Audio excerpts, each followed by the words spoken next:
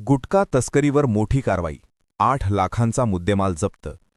Latur police उपमहानिरीक्षक श्री शहाजी उमाप यांच्या मार्गदर्शनाखाली नांदेड परिक्षेत्रात सुरू असलेल्या विशेष मोहिमेदरम्यान गुटखा व प्रतिबंधित तंबाखूजन्य पदार्थांविरुद्ध मोठी कारवाई करण्यात आली आहे. या कारवाईत सुमारे 8 लाखांहून अधिक किमतीचा मुद्देमाल जप्त करण्यात आला आहे.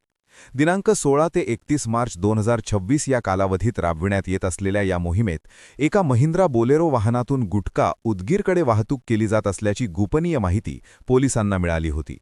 त्यानुसार दिनांक 30 मार्च रोजी वाढवणा पोलीस ठाणे हद्दीत उदगीर अहमदपूर रोडवरील वाढवणा पाटीजवळ सापळा रचण्यात आला. पोलीस पथकाने संशयित बोलेरो वाहन अडवून तपासणी केली असता त्यामध्ये अवैधरित्या विक्रीसाठी नेण्यात येत असलेला 2,49,600 रुपयांचा गुटखा आढळून आला. तसेच वाहनासह एकूण 8,12,000 रुपयांचा मुद्देमाल जप्त करण्यात आला.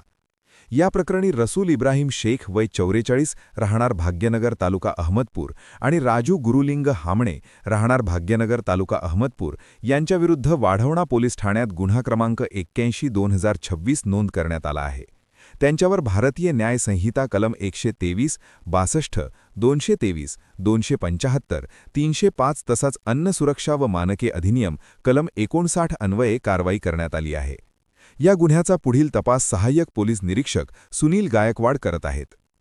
दरम्यान या मोहिमेत गुटखा, पान मसाला, मावा, खर्रा, सुगंधित तंबाखू व तत्सम पदार्थांच्या साठवण, वाहतूक आणि वितरणावर कठोर कारवाई सुरू असून भारतीय न्याय संहिता कलम 123 अंतर्गत दोषींना 10 वर्षांपर्यंत कारावास आणि दंडाची तरतूद आहे.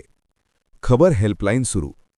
अवैध व्यवसायांवर आळा घालण्यासाठी पोलीस उपमहानिरीक्षक कार्यालयाने खबर हेल्पलाईन सुरू केली असून 9150 या क्रमांकावर नागरिकांनी फोन किंवा व्हॉट्सॲपद्वारे माहिती द्यावी असे आवाहन श्री शहाजी उमाप यांनी केले आहे.